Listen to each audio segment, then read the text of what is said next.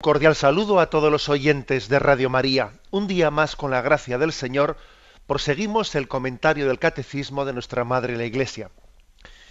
Hoy es un día, podemos decir, histórico. Todos los días son históricos porque forman parte de la historia del Señor. Pero me refiero a histórico por el hecho de que hoy nos toca comentar en el Catecismo los dos últimos puntos, no solo del Padre Nuestro, en cuya explicación estamos enfrascados, sino también los dos últimos puntos del catecismo mismo. Porque sabéis que el catecismo, en su estructura, está dividido en cuatro partes: la parte de la fe, la parte de los sacramentos, la parte de la moral, de los mandamientos, y finalmente la parte de la oración. La parte de la oración, la cuarta parte, la primera está subdividida a su vez en dos partes. La primera sobre enseñanzas genéricas sobre la oración, y la segunda, la explicación del Padre Nuestro. Hemos concluido ya la explicación de las 7 peticiones del Padre Nuestro, y los dos últimos puntos tienen como título la doxología final. Nosotros le solemos añadir un amén. Un amén al Padre Nuestro. Bueno, pues son dos puntos, 2855 y 2856, los que queremos comentar. Con ellos se concluye tanto el Padre Nuestro como el Catecismo mismo. Vamos a ver, si os fijáis y leéis la versión del Evangelio de San Mateo, que es el capítulo 6, o la versión de San Lucas, el Padre Nuestro concluye pues con esa petición: líbranos del mal. En el Evangelio de San Mateo, en el de Lucas no viene esa petición, pero el caso es que no hay como doxología final, no hay como broche final. Al poco tiempo de comenzarse a rezar el Padre Nuestro, se le añadió esa doxología final.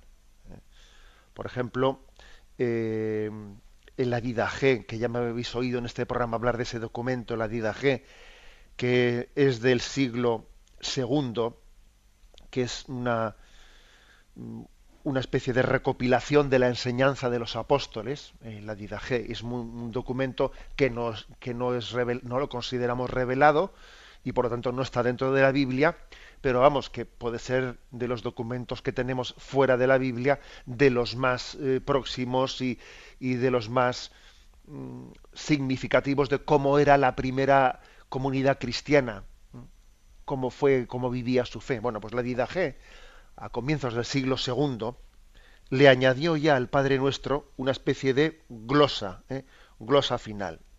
Porque tuyo es, o sea, después de concluir el Padre Nuestro y líbranos del mal, luego añadían: porque tuyo es el reino, el poder y la gloria por los siglos. Amén.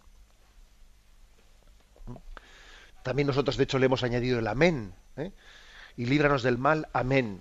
Porque si uno se fija en el Evangelio, el amén no viene. No viene el amén ni en la versión de Mateo ni en la versión de Lucas. Por otra parte, es normal, porque hay que decir que, claro, Lucas y Mateo, cuando explican el Padre Nuestro, luego continúan. O sea, es decir, no es una oración recitada, extraída, sino que está copiada dentro del discurso entero de Jesucristo. Luego decir amén o decir porque tuyo es el reino y la gloria por los siglos, de alguna manera es una especie de conclusión para que termine ahí la cosa. Claro, cuando el Padre Nuestro se extrae del Evangelio y se reza como una oración en sí misma, parece que está carente de un punto final. Y entonces rápidamente la primera comunidad cristiana se busca, ¿no? Y entonces los primeros cristianos mayoritariamente rezaron el Padre Nuestro diciendo: tuyo es el reino, tuyo el poder y la gloria por siempre, Señor. Y así se ponía ese broche de oro, esa doxología final al Padre Nuestro. Esto no es nada extraño, porque era podríamos decir, en la liturgia judía. Era impensable que una oración terminase así de una manera abrupta, diciendo: y líbranos del mal. Y y cortar. No, eso no era normal en la liturgia judía, ¿eh? Y entonces seguramente se dejaba la iniciativa de los que iban a rezar la fórmula enseñada por Jesús, se les dejaba su iniciativa, pues distintas fórmulas o doxologías para cómo culminar, ¿no?, el Padre Nuestro. Bien, esto es un poco para entender a qué nos referimos aquí con la palabra doxología. Voy a leerlo, dice: la doxología final, tuyo es el reino, tuyo el poder y la gloria por siempre, Señor, vuelve a tomar implícitamente las tres primeras peticiones del Padre Nuestro: la glorificación de su nombre, la venida de su reino y el poder de su voluntad salvífica. Continúa, pero luego lo leeremos para ir por partes. Bueno, esta doxología, tuyo es el reino, tuyo el poder y la gloria por siempre, que fue la más utilizada y es también una de las más utilizadas, aunque hoy en día ha prevalecido más la versión litúrgica que pone como doxología simplemente el amén, el amén. Pero bueno, vamos también aquí el catecismo explica las dos. La del amén, que vais a ver el punto siguiente, y esta de tuyo es el reino, tuyo el poder y la gloria, por siempre, Señor. Lo que se dice aquí es que esta doxología implícitamente vuelve sobre las tres primeras peticiones del Padre Nuestro. Santificado sea tu nombre, venga a nosotros tu reino, hágase tu voluntad en la tierra como en el cielo. Si os acordáis, decíamos que las tres primeras peticiones del Padre Nuestro, a diferencia de las que luego le siguen, de las siguientes cuatro, son más teologales, son más teologales, se centran en Dios mismo, es como si fuesen los tres primeros mandamientos de la ley de Dios: amarás a Dios con todo tu corazón, etcétera, etcétera. Es decir, es tres peticiones que se centran en Dios mismo, tienen como objeto a Dios mismo, mientras que las otras cuatro: danos el pan de cada día, perdónanos, no nos dejes caer, líbranos, hacen más referencia a la ayuda que le pedimos a Dios para nosotros. Pero las tres primeras peticiones son más teologales. Bueno, pues entonces dice aquí el catecismo que vuelven, o sea, esta doxología, tuyo es el reino, tuyo el poder y la gloria por siempre, remarca eso. Por ejemplo, primera petición: santificado sea tu nombre. Bueno, pues aquí cuando dice tuya es la gloria, es rememorar que el sentido de nuestra vida es glorificar el nombre de Dios, dar gloria a Dios, es el fin de nuestra vida. Por eso decimos tuyo es el reino, el poder y la gloria. Eso encaja, nos remite a la primera petición, el Padre Nuestro. Es como rematar con el principio, para entendernos, glorificando su nombre. Por ejemplo, cuando dice la segunda petición: santificado sea tu nombre, venga a nosotros tu reino. Y aquí dice: tuyo es el reino. Por lo tanto, eres tú el que vienes, eres tú el que te vas a manifestar. A nosotros lo que nos toca es acogerte. No inventarte, no inventarte, sino descubrirte, acogerte, hacerte sitio en nuestra vida, no estorbar tu llegada, no estorbar acogerla. Y cuando dice la tercera petición: hágase tu voluntad en la tierra como en el cielo, ¿no? Y aquí se dice: tuyo es el reino y el poder. La palabra poder hace referencia a la voluntad de Dios, que es todopoderoso, que lo puede todo. Hágase según la voluntad de Dios, que sea lo que Dios quiera. Que obviamente va a ser, porque Dios es todopoderoso, obviamente, pero no se trata de que el poder de Dios se manifieste como en contra de nuestra voluntad, sino cuando nosotros decimos que Dios es poderoso, todopoderoso, que se haga su voluntad, En el fondo lo que estamos diciendo es que sea acogida con amor, que sea acogida como liberadora, no como que Dios tiene una voluntad que me aplasta porque yo con Él no puedo contra Él, como que tengo un pulso que lo pierdo. No, no es eso, pero como que si la voluntad de Dios todopoderosa es amorosa al mismo tiempo, es amorosa, es liberadora. Con lo cual cuando decimos Dios lo puede todo, no estamos diciendo algo distinto de Dios me ama infinitamente, ¿eh? Porque en Dios el poder y el amor se identifican. Luego, entended que esta doxología es preciosa porque está como recapitulando todo, ¿eh? Recapitulando todo en lo principal del Padre Nuestro. Acordaros que decía Tertuliano, otro autor de los primeros siglos, pues que el Padre Nuestro es también como una recapitulación de todo, es el resumen de todo el Evangelio, una oración realmente evangélica. Es la oración de acción de gracias dirigida a Dios, es la oración de petición por todo lo necesario y es una oración de esperanza, ¿no? Porque tiene la certeza de la victoria de Dios sobre las fuerzas del mal.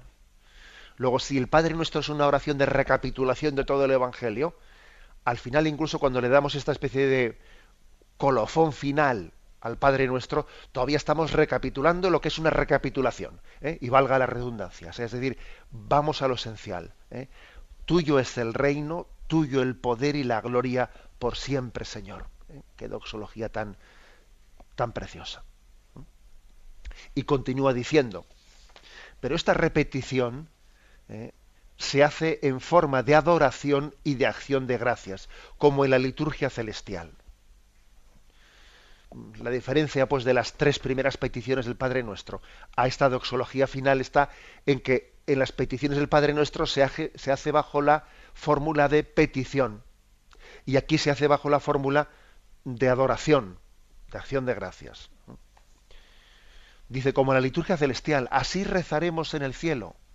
Cuando uno lee el Apocalipsis y ve las imágenes que allí se utilizan, fijaros cómo la Apocalipsis es toda ella una imagen de la liturgia del cielo, de cómo rezan al Padre, cómo adoran al Padre los que han sido salvados, los que han sido rescatados por la sangre del Cordero. Y entonces esta oración, tuyo es el reino, tuyo el poder y la gloria por siempre, pues es que podríamos decir que va a ser la oración nuestra de toda la eternidad, ¿eh? Nuestra eternidad va a ser contemplar a Dios diciéndole, tuyo es el reino, tuyo el poder y la gloria por siempre. Porque nos vamos a quedar maravillados del poder de Dios, de su reino, de su gracia, y el hombre se le va a quedar corta la eternidad, se le va a quedar corta para embelesarse, para decir, pero qué grande es Dios, pero qué bueno es Dios. La eternidad se le va a quedar corta. A nosotros solemos pensar, ¿no? Y bueno, y en el cielo toda la eternidad, pero bueno, pero qué aburrimiento, pero qué hacemos, ¿no? Y cuando ya terminemos de rezar, ya estoy cansado, ¿no? Bueno, tenemos una dificultad seria con nuestra imaginación tan pobre de entender el misterio del cielo. Porque es que aquí en esta vida todo nos cansa. Y claro, como nos cansa todo, pues uno le cuesta muchísimo imaginarse, no tiene puntos de comparación para poder imaginarse lo que es la eternidad, ¿no? Bueno, deja la imaginación a un lado y no con la imaginación, sino con la luz de la fe, piensa lo que es una eternidad, contemplando la infinitud de Dios, que siempre es nueva para ti, siempre es nueva, no la agotas nunca, ¿no? Cada momento, cada instante es como si los miles de años anteriores no hubiesen existido y es nuevo y ves a Dios y repites, tuyo es el reino, tuyo el poder y la gloria por siempre. Quizás para poder entender un poco esto, igual también nos tenemos que asomar a algunos momentos que hemos vivido en la oración, aunque hayan sido momentos muy breves, aunque hayan sido momentos en los que pues, al poco tiempo hemos vuelto a nuestra forma cansina y aburrida de ser, pero Dios a veces nos ha dado momentos intensos de presencia de Dios, en los que hemos gozado de su presencia y hemos dicho, el cielo tiene que ser como este momento, pero eternizado, ¿eh? eternizado, momentos de estar en la presencia de Dios, bien sea ante el Santísimo, bien sea ante la naturaleza, bien sea, no sé, momentos de vida familiar. Bueno, y necesitamos quizás, ¿no? A partir de esas pequeñas analogías o comparaciones, remitirnos a lo que es la eternidad en el cielo. Se nos invita aquí a que veamos algunos textos del Apocalipsis. Apocalipsis 4:11 dice: Eres digno, Señor y Dios nuestro, de recibir la gloria, el honor y el poder, porque tú has creado el universo, porque por tu voluntad lo que no existía fue creado. Pues veis que en el fondo es casi literalmente, ¿no? Esta doxología final, es casi literalmente. Porque has creado el universo, la propia creación nos tiene que dejar estupefactos, ¿no? Si, qué maravilla la creación, ¿eh? Aquí hemos sido creados y a veces podemos pasar días, horas, días, años, la vida entera, algunos pueden pasar la vida entera sin percatarse, ¿no? Sin maravillarse de que han sido creados, ¿no? Y la creación es totalmente gratuita. Lo lógico sería no existir. Lo lógico sería la nada. Y sin embargo existimos, ¿no? Porque hemos sido queridos por Dios. Bueno, pues gloria a Dios por ello, ¿no? O por ejemplo, el otro texto, Apocalipsis 1:6. Y ha hecho de nosotros un reino de sacerdotes para su Dios y Padre. A Él la gloria y el poder por los siglos de los siglos. Lo primero era por la creación, pero lo segundo es no solo por la creación, sino que por el bautismo hemos sido constituidos en sacerdotes, sacerdotes de Dios. El sacerdocio bautismal, que es el que nos introduce en la liturgia del cielo. Además de creados, hemos sido elevados a una condición participando de la filiación de Jesucristo, ¿no? Eso es tan grande, de eso supone que ir al cielo, o esa oferta de vida eterna que se nos hace, es tanto como participar de la familia de Dios, o sea, ser introducido en la intimidad de la familia. A ti te vamos a invitar no a que pasees pues por el jardín, sino te vamos a invitar a que te sientes a la mesa de la familia.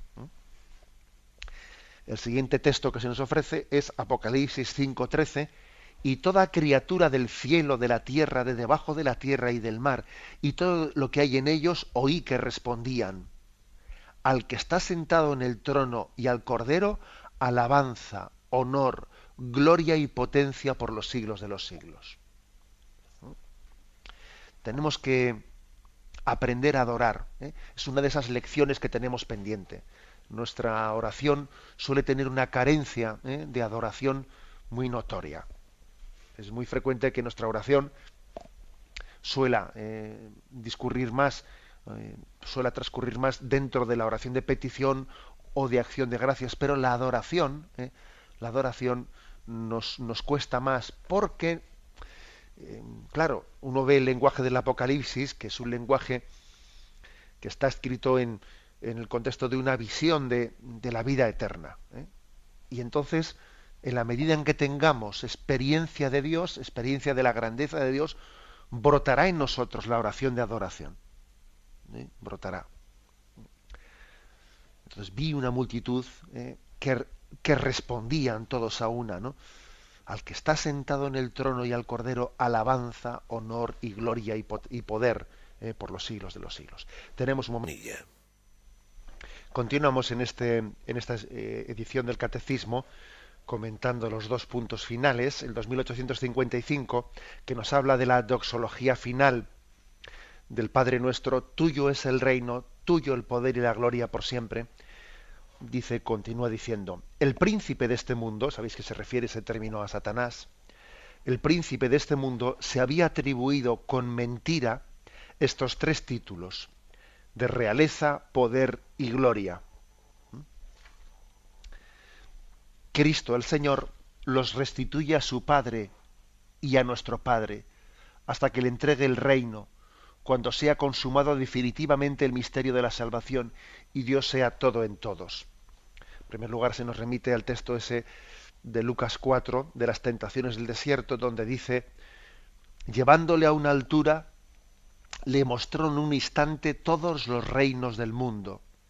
Y le dijo el diablo a Jesús, te daré todo el poder y la gloria de estos reinos, porque a mí me ha sido entregada, y se la doy a quien quiero.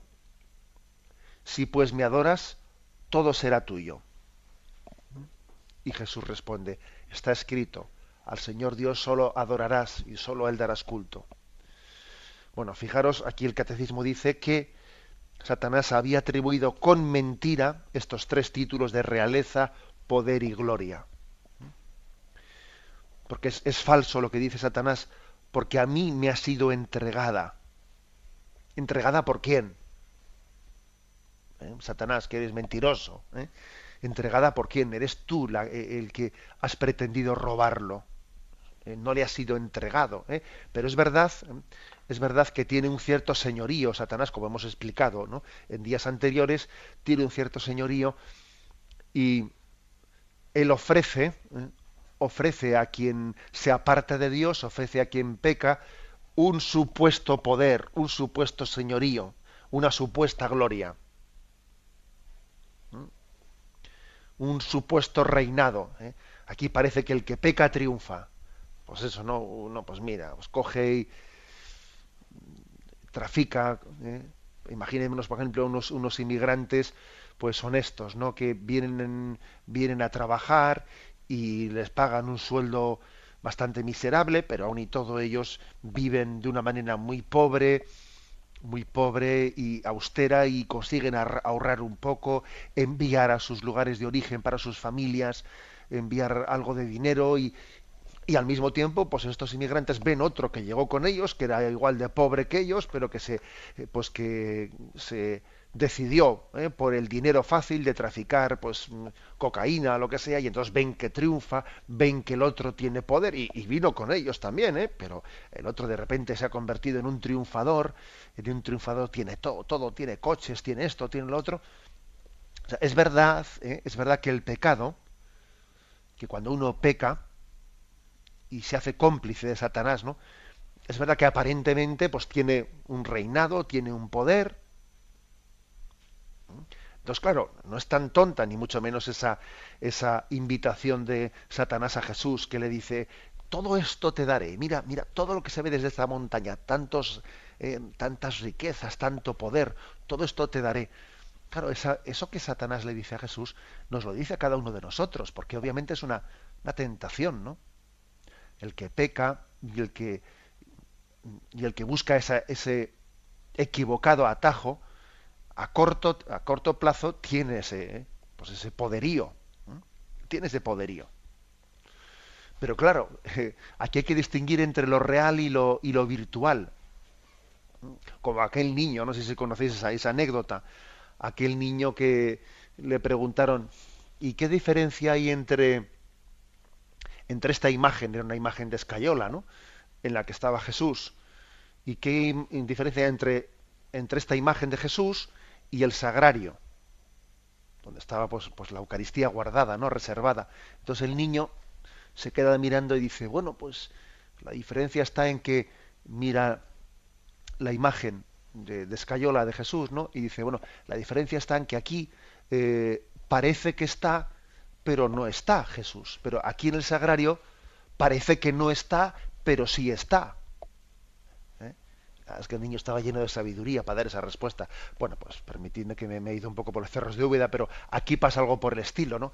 El reino y el poder que ofrece Satanás parece que es un gran poderío, parece que es un reino, pero no es, está vacío. Lo pinchas y es como un globo, que se queda en la nada. Y sin embargo, ese reino de Dios que se construye en la vida diaria, en el día a día, en la pobreza, en la austeridad, en la fidelidad, parece que no es un reinado, eso más que reinar parece otra cosa, ¿no? Parece ser un siervo, pero sin embargo lo es. Reina el que sirve. Servir es reinar. Luego, aquí hay que saber mirar con ojos de fe para no ser engañado, ¿no? Que es lo que pretendía hacer Jesucristo pues mejor dicho, Satanás con Jesucristo, y él le desenmascara y le dice, no, para empezar tú me estás ofreciendo algo que es mentira, porque no es verdad, que te haya sido entregado todo poder y el reino y los bienes de la tierra, no es verdad, tú los utilizas, tú los manipulas, pero no te han sido entregados. Bueno, después de decirse eso, ¿no? Por eso la respuesta de Jesucristo a Satanás en el fondo es decir, porque solo a Dios adorarás, a Él darás culto, que es lo que esta doxología final nos enseña. Tuyo es el reino, tuyo el poder y la gloria. Y el segundo texto que se nos ofrece es el de 1 Corintios capítulo 15, versículos 24 al 28, que dice: Y después llegará el final, cuando Cristo entregue el reino a Dios Padre, cuando haya aniquilado todo principado, poder y fuerza, pues Cristo tiene que reinar hasta que ponga a todos sus enemigos bajo sus pies. El último enemigo en ser destruido será la muerte, porque lo ha sometido todo bajo sus pies. Pero cuando dice que ha sometido todo, es evidente que queda excluido el que le ha sometido todo. Y cuando le haya sometido todo, entonces también el mismo Hijo se someterá al que se lo había sometido todo. Así Dios será todo en todos. Bueno, parece un pequeño trabalenguas, un pequeño lío, ¿no? Esto de se someterá y ha sido sometido, no ha sido sometido. Pero está hablando, este texto tan bello, 1 Corintios capítulo 15, versículos 24 y siguientes, está hablando de cómo el reino, en la medida en que el reino de Dios viene, son destruidos, son aniquilados los falsos principados y potestades, los reinos de este mundo, que parecen inexpugnables, el poder de este mundo, pues el dinero, el prestigio, que brillan mucho, brillan, pero luego son la nada, son la nada. Primeramente todos esos principados falsos tienen que ser destruidos y serán destruidos. Serán destruidos. Acordaros de ese pasaje de la Sagrada Escritura en el que se habla de ese gigante de hierro y de bronce, pero que tiene los pies de barro. Entonces que se desprende una pequeña piedra del monte, le pega en los pies que es de barro, y entonces se precipita toda aquella estatua gigante y el hierro y el bronce se rompen. Bueno, pues algo así, ¿no? Este mundo que se eleva frente a Dios como una torre de Babel soberbio, este montaje que tenemos aquí, ¿no? En el que nos enfrentamos a Dios en nuestra soberbia y todo es el dinero, el poder, el placer, etcétera. Todo esto va a caer de una manera estrepitosa, porque tiene los pies de barro y tiene los días contados. Y entonces cuando todo eso caiga, cuando todo esto caiga, que por otra parte está cayendo, porque ya vemos también como tarde o temprano, ¿no? Pues el mal tiene sus días contados, ¿no? Y a todo el mundo le llega, ¿no? Su San Martín, como se dice así popularmente en el refranero español, ¿no? Bueno, pues Cristo irá instaurando el verdadero reino en el que todo se someta a Dios, en el que el sometimiento a Dios entenderemos que será nuestra liberación, mientras que ahora pensamos en nuestra soberbia que someterse a Dios es quitarnos la libertad. No, entonces Dios lo será todo para todos, todo se someterá a Cristo, Cristo está sometido al Padre. Todo es para nosotros, nosotros para Cristo, Cristo da gloria al Padre. Ese es el sometimiento al que se refiere. Pues bien, tenemos un momento de reflexión y continuaremos. Estamos en esta edición del Catecismo, pasamos al punto final, 2856, que dice así brevemente: después, terminada la oración, dices amén, refrendando por medio de este amén, que significa así sea, lo que contiene la oración que Dios nos enseñó. Es una cita de San Cirilo de Jerusalén, que ellos tenían en su catequesis, enseñaban a los catecúmenos a decir amén al final del Padre Nuestro. Bueno, pues fijaros que este punto tan breve nos está diciendo que la oración amén que hemos añadido, ¿no?, que la Iglesia ha añadido al rezo del Padre Nuestro, aquí nos dice, quiere significar lo mismo que dijo María en Lucas 1:38, que es: aquí está la esclava del Señor, hágase en mí según tu palabra. Es decir, que decir amén es decir, así sea, hágase. Es un término de decir, Señor, me adhiero plenamente a ello. No lo entiendo totalmente, porque también cuando María dijo, hágase en mí según tu palabra, tampoco ella todavía había recibido toda la claridad de cómo iba a ser y de qué manera, y no, eso el Señor se lo iría descubriendo poco a poco. Pero ella dice, amén, hágase. Aquí hay dos maneras de actuar en esta vida, ¿no? Dos maneras de actuar. Una es, cuando lo tenga claro, daré un paso al frente. Que hay muchas veces que eso hace que en la vida espiritual no avancemos nunca, claro, o avancemos muy lentamente. Cuando lo tenga claro, cuando Dios me dé la claridad, daré un paso al frente. O la otra forma de actuar es, yo confío en Él, doy un paso al frente, y Él me irá iluminando, me irá iluminando. Eso es lo que hace María. Aquí está la esclava del Señor, hágase en mí según tu palabra. Dios sabe más. Y Él me irá iluminando. Hoy lo de hoy, mañana lo de mañana. Pero yo lo que no puedo es pretender tenerlo todo claro y todo ya resuelto, y las supuestas dudas y los problemas que puedan surgir, antes de que surjan, tener ya una especie de vademecum, ¿no?, para posibles problemas, cómo solucionarlos. Pues no, eso no es así. Yo me entrego en la vida y eso se aplica a todo. Se aplica, me voy a casar, pero fíjate tú, si me caso y vamos a tener hijos y si se ponen enfermos y si no sé qué, y si tenemos problemas y si nos salen mal y si son hijos problemáticos, oye, vamos a ver, ¿no? Yo le doy un amén a Dios en mi vida. Le doy un amén. Luego Él ya me iluminará el día a día. Y yo seré sacerdote, pero yo voy a ser capaz, y yo seré capaz de predicar, y yo seré capaz de esto, no me agobiaré, no me cansaré. Oiga, yo le digo amén. Yo le digo, aquí está la esclava del Señor, hágase en mí según tu palabra. Cada día tiene su afán. Cada día tiene su afán. Por eso termina el Padre Nuestro diciendo, mira, Señor, yo te he pedido unas cosas que yo mismo, muy posiblemente, no me doy cuenta ni de lo que te he pedido.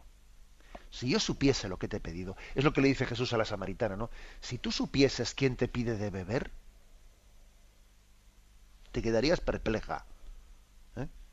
Pues, algo así, ¿no? Si yo supiese lo que he pedido en el Padre Nuestro, me cambiaría la vida. Pero bueno, no me doy cuenta todavía, Señor, pero quiero crecer en conocimiento. De momento te digo, amén, así sea. Bueno, el Padre Nuestro, perdón, el amén no se explica más así con profusión, porque ya se explicó en la conclusión del credo, allá por el punto 1061 y siguientes, se dedicó pues un buen espacio a explicar el significado del amén, que recuerdo así brevemente algunas de las cosas que dijimos. En hebreo, amén pertenece a la misma raíz que la palabra creer. O sea, la etimología de la palabra amén es la misma que la palabra creer. Es una raíz que expresa solidez, fiabilidad, fidelidad. Y así se comprende, dice el Catecismo, que el amén puede expresar tanto la fidelidad de Dios hacia nosotros como nuestra confianza en Él. Entonces digamos que en el profeta Isaías se encuentra la expresión de Dios de verdad, Dios del amén. Dios es el Dios del amén. ¿Qué quiere decir? El Dios fiable, el Dios en el que puedes verdaderamente descansar. Aunque nosotros fallemos, Dios no fallará, porque Él no puede no puede contradecirse a sí mismo. Aunque tú lo seas infiel, Él nunca será infiel. Es imposible que Dios sea infiel. Es el Dios del amén. Incluso también Jesucristo mismo es el amén. Si leéis Apocalipsis 3:14, allí se dice, Él es el amén definitivo del amor del Padre hacia nosotros. Es decir, no podemos dudar de que el Padre nos ama, viéndole a Jesucristo, ¿no? El amén, Dios nos ama. Verdaderamente así es. Ahí tienes a Jesucristo. Él es el amén de Dios Padre. Todas las promesas hechas por Dios han tenido su sí en Dios. Y por eso decimos amén, ¿no? Para gloria de Dios Padre. Fijaros que se termina diciendo, por Cristo, con Él y en Él, a ti Dios Padre omnipotente, en la unidad del Espíritu Santo, todo honor y toda gloria por los siglos de los siglos. Amén. Amén. Es ese amén que ratifica también la liturgia, al igual que el Padre Nuestro, es decir, es que Cristo es el amén de Dios Padre a nosotros, no podemos dudar del amor de Dios, y también al mismo tiempo es el amén de la humanidad a Dios. O sea, es nuestra respuesta. Como nosotros no sabemos darla adecuadamente, para poder responder amén, recurrimos a Jesucristo, a corroborar, ¿no? A decir que su voluntad humana ha sido la que ha respondido hágase, al igual que también la de María. Luego Jesús es el amén de Dios Padre a nosotros y también es el amén que la humanidad quiere pronunciar y dirigirle a Dios. Bueno, pues esta es la conclusión. Yo creo que la explicación del Padre Nuestro que hemos desarrollado, ¿no? durante todos estos días nos ha podido ayudar a adentrarnos en todo el contenido, en toda la riqueza de lo que Jesús nos quiere enseñar. Voy a concluir leyendo una reflexión hecha por una joven novicia de Oceanía, que después de haber estudiado el Padre Nuestro, después de haber estudiado, escribió una pequeña reflexión sobre el Padre Nuestro, y con eso concluyo. Decía ella, cuando rezo al Padre que está en los cielos, repito la oración de Jesús a su Padre, que se ha hecho oración de todos los hijos del Padre. Padre Nuestro. Lo que me extraña es que Jesús, al dirigirse a Dios, no emplee ningún otro título, no dice Señor, dice sencillamente Padre. Decir Padre a Dios es saber que somos sus hijos, es encontrarnos en nuestra propia casa delante de Dios. Decir Padre Nuestro es saber que todos somos hermanos y hermanas. Cuando rezo, todo el mundo está allí. No puedo decir Padre mío, solo de mí, porque pienso que esto no le gustaría, pues Él es de todos, es el Padre de todos. Que estás en los cielos. Cuando digo al Padre Nuestro, cuando digo Padre Nuestro, sé que Dios está cerca de mí, muy cerca de los hombres. Pero cuando digo que estás en los cielos, sé que Dios es infinitamente mayor que los hombres. No podré jamás conocerlo por completo. Está por encima de todo. Está en el centro de todo. Santificado sea tu nombre. Me gustaría que todo el mundo cantara tu nombre. Me gustaría que hicieras conocer a todo el mundo ese nombre incomparable. Ese nombre que tú imprimes en nosotros, en el espíritu, en el corazón. Ese nombre que nos hace buenos y nos santifica. En otras palabras, que por esa santidad tú seas reconocido santo. Venga a nosotros tu reino. Me gustaría que la felicidad y el amor que vienen de ti inundasen el mundo. Que los hombres se hicieran buenos, como tú. Que por decirlo de algún modo, tu reino se extendiera en mi corazón, en el corazón de mis hermanos, porque no somos perfectamente tuyos. Venga tu reino a nosotros y que tome posesión de todo. Hágase tu voluntad así en la tierra como en el cielo. Lo que tú quieres es muy grande, mayor que los deseos sencillos de un padre para con sus hijos. Pero no siempre conozco tu voluntad, no lo adivino bien. ¿Cómo conocer tu voluntad? Solo el espíritu que tú me das me permite encontrar lo que a ti te agrada. El pan nuestro de cada día, dánosle hoy. Ese pan que me haces vivir, sé muy bien que los hombres se lo ganan duramente y que tienen que compartirlo. No pido grandes cosas, nada más de lo que necesito para vivir, el alimento, la amistad, el gozo, la oración. Padre bueno, tú le das a cada uno lo que necesita. Además de este pan de los hombres que me hace vivir, queremos también el pan de vida, el pan de la vida en persona, a tu Hijo Jesucristo. En otras palabras, te pedimos aquí el pan de cada día, el pan de la vida, el pan del amor, el pan de Dios. El pan que los hombres ganan con el sudor de su frente, tienen que compartirlo. Jesús sufrió para poder darnos el pan de la vida, su cuerpo. Así pues, Padre bueno, danos coraje para ganarnos la vida y danos el sentido de la justicia para saber compartir. Perdona nuestras ofensas, como también nosotros perdonamos a los que nos ofenden. Cuando rezo no tengo miedo de pedir perdón a Dios, pero no puedo pedirle perdón si yo no perdono. Eso sería poco leal, sería demasiado fácil. En mi vida tengo necesidad continuamente de perdonar y de pedir perdón. La reconciliación es indispensable para vivir en amistad con mis hermanos y con Dios. Y finalmente, no me dejes caer en la tentación y líbranos del mal. Cuando todo va mal, cuando la debilidad está a punto de abatirme, Padre, no me abandones. Quizás haya momentos en que no tenga ganas de pensar en ti, en que no confíe en ti, en que sienta la tentación de no creer en ti. Esta es la mayor de las tentaciones. Pero sé que tú estarás conmigo y que con tu poder yo resistiré. Porque la carne es débil, pero tu espíritu es fuerte.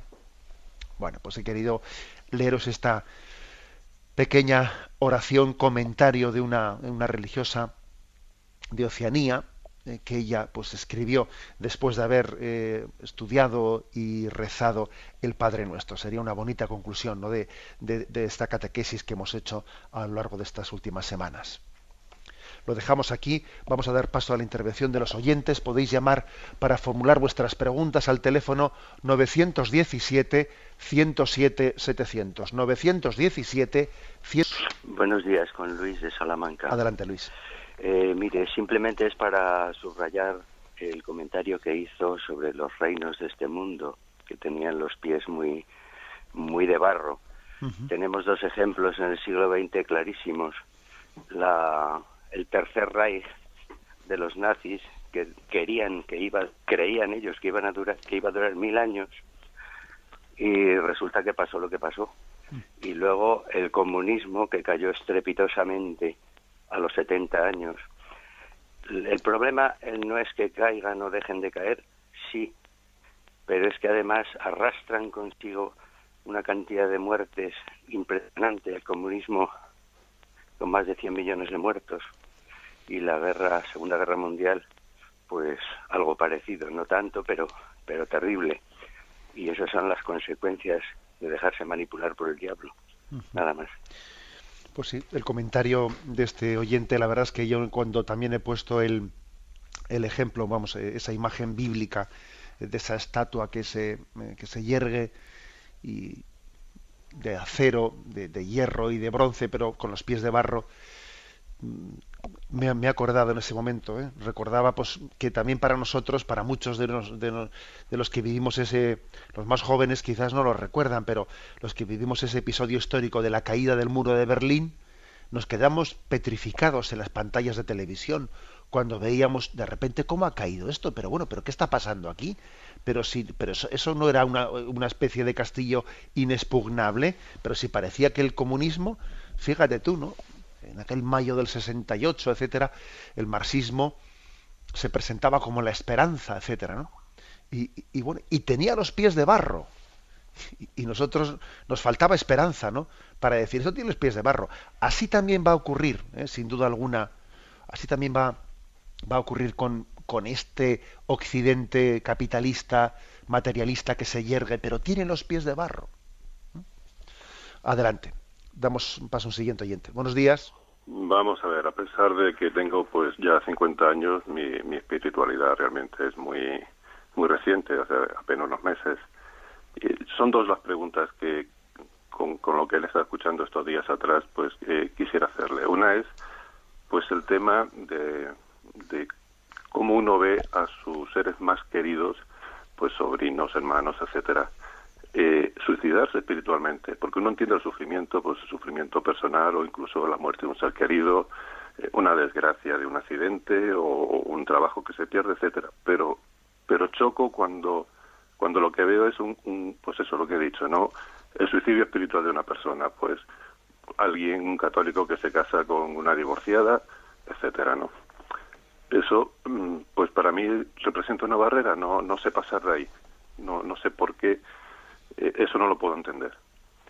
Y luego el otro tema es que, bueno, pues usted hace referencia a muchas veces pues al Apocalipsis, a la parusía, etcétera, etcétera, y a mí igual es que soy yo, ¿no? Pero me da la sensación de que efectivamente, de que estamos llegando pues al final de los tiempos, no al fin del mundo, ¿no? Sino a una especie de que se nos ha ido la humanidad de las manos y que esto pues como no venga Dios y lo arregle, no hay quien lo arregle, ¿no? Y esa es un poco la sensación que tengo, pero una sensación muy fuerte, ¿no? No sé, es un poco lo que me gustaría que... De acuerdo. Bien, vamos a ver, la verdad es que esa experiencia que tan dolorosa, ¿no?, que podemos tener de que seres queridos nuestros pues se adentran en caminos equivocados, que uno dice, bueno, esto es un suicidio espiritual, ¿no? Pues obviamente es la experiencia del dolor por las personas que se aman, pero al mismo tiempo también, cuando usted lo formula de esa manera, ¿no?, que lo siento como una barrera en la que me quedo ya, me quedo pues atorado, ¿no? Atorado. Yo creo que tenemos que hacer el acto de confianza y el acto de fe, que incluso hay esperanza para los que hayan metido la pata de una manera solemne en la vida. Es decir, pues, uno ve, por ejemplo, la historia de San Agustín, ¿no?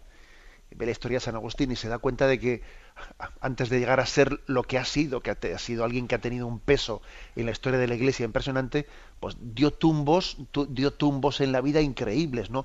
Tumbos, pues en su relación con una querida, tumbos metiéndose en varias sectas y saliendo de una secta y entraba en otra secta, y, o sea, es decir, era y en el plan de Dios, o sea, fiel es Dios, que es capaz de hacer de todo eso historia de salvación, ¿eh? O sea, que yo diría que no tenemos que caer en la desesperanza cuando vemos que alguien pues mete la pata solemnemente en su vida. Dios está por encima y es capaz de hacer, de tejer una historia de salvación incluso con hilos muy sucios, ¿no? O con hilos muy deficientes, ¿no?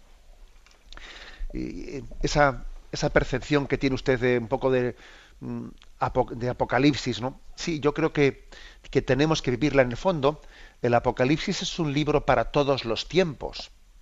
O sea, no en el sentido de ponerle fecha al fin del mundo, que en eso tenemos que tener mucho cuidado de no caer en esa especie de pues, tentación nuestra, ¿no? No, el Apocalipsis es un libro de todos los tiempos, porque los signos finales los estamos viendo tanto en el siglo XXI como en el siglo XII, ¿eh?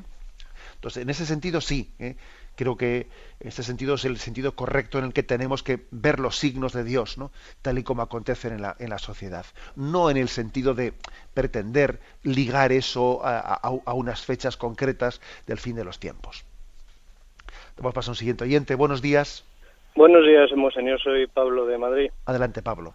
Mire, acabo de leerme un libro del exorcista, el padre Gabriel Amor, el que llaman exorcista del Vaticano, Memorias de un exorcista, y comenta que debido a la falta de exorcistas, hay veces que recomienda a personas que cree poseídas por el demonio o por lo menos influenciadas por él, acudir a grupos de renovación carismática, porque dice que sus oraciones de liberación y también de curación de enfermedades son igual de efectivas que si las hace un exorcista. Quería saber su opinión al respecto.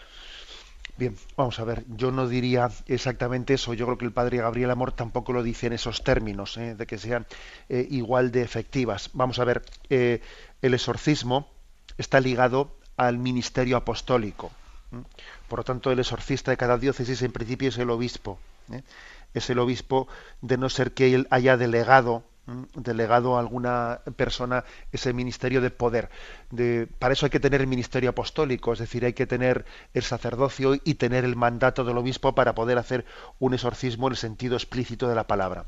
Ahora bien, lo que dice el padre Gabriel Amorte en ese libro, sin llegar, ¿no?, pues a lo que se llama un exorcismo solemne, que eso muy pocas veces lo hace la Iglesia, muy pocas veces, sin llegar a los exorcismos solemnes, sí que existen oraciones de invocación al Espíritu Santo, de liberación. Usted ha dicho que se hacen en la renovación carismática, yo creo que ahí pues es uno de los carismas que más cuidan tal cosa, que ciertamente son de gran ayuda y son liberadores, sin que haya que compararlo, digamos, ¿no?, propiamente a lo que es el ministerio del exorcista, que para eso, bueno, pues hay que recibirlo delegado de la Iglesia y del obispo.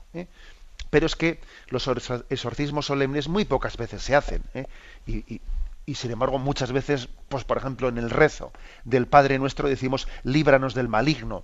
Luego entendamos bien, el mismo Padre Nuestro, cada vez que lo rezamos bien, es un pequeño exorcismo de liberación de Satanás. Me despido con la bendición de Dios Todopoderoso, Padre, Hijo y Espíritu Santo. Alabado sea Jesucristo.